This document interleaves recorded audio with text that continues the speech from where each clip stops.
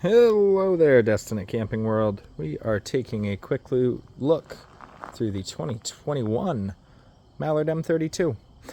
Just took it recently in trade. First full look through myself here, but let's go on a learning spree together. Looks like they did an aftermarket power tongue jack. I know they were standard with the regular crank jacks. 20-pound LP tanks. They got two batteries here, along with a battery disconnect right at the nose of the trailer. There is a solar attachment here too if you want to add some panels. Nice size pass through they were doing here. Does go all the way through. Do have a spare tire. It doesn't look like it's been used because I still got that wear bar there. And your power stabilizer controls are inside the pass through here, so the kiddos aren't going to be pressing buttons, throwing you off level.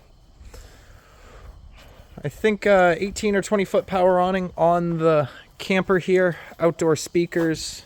Water fill is going to be on the door side. And then our 6-gallon hot water tank. Wide track system is something Mallard's been doing for quite some time. They spread that suspension out just to make travel a little bit easier going down the road. Rear bathroom door on this particular model. And a giant outdoor kitchen here. There we go. So you got a full-size fridge, a TV backer location if you wanted to put a TV outside, cable out. Nice little prep area. A little bit of a hidey hole drawer for storage. And you do got a plumbed sink as well. You got a LP connection on the back and the spot to put a swing arm grill if you wanted to add one. Nice little outdoor shower spot there. And backup camera up top, or it's prepped for it, I should say. Now, in this particular model, they added slide toppers. Didn't come standard from the factory that way, but a nice little upgrade. Now let's head on inside. All right, we made it. We do have the flip-up steps, which is a nice little addition. Just nice and easier to get in.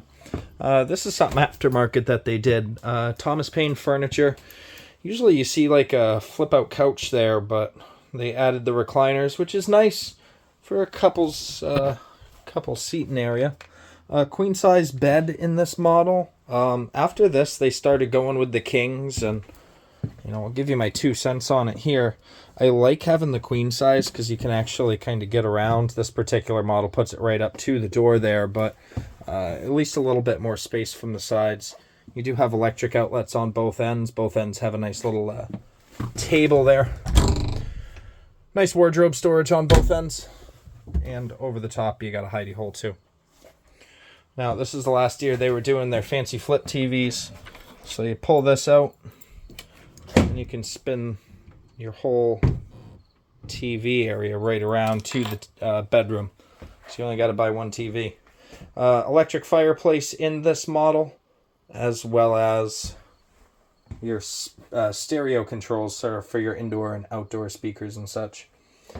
Decent amount of counter space. You have your 2-bay sink here. I like that the cutting boards are built in. Residential faucet. 3-burner Furion cooktop. Stove underneath. And then your microwave and range hood. Storage wise, you got a couple of drawers. Underneath you do get a little bit as well.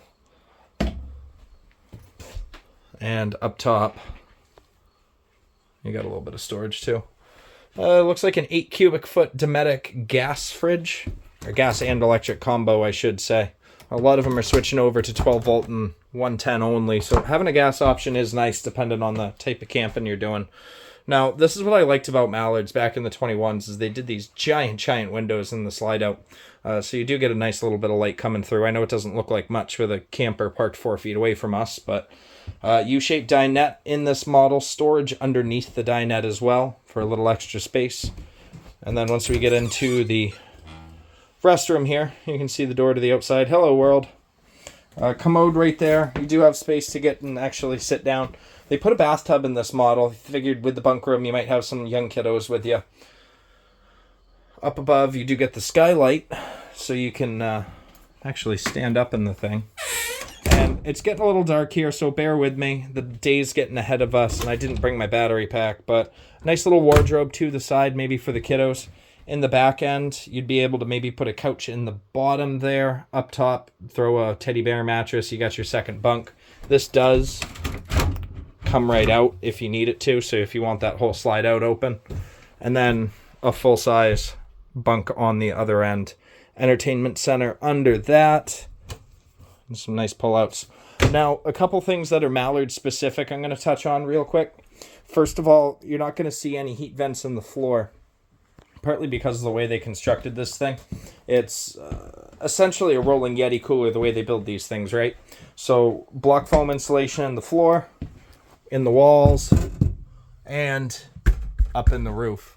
So it's very well insulated compared to some other brands that I'm used to selling.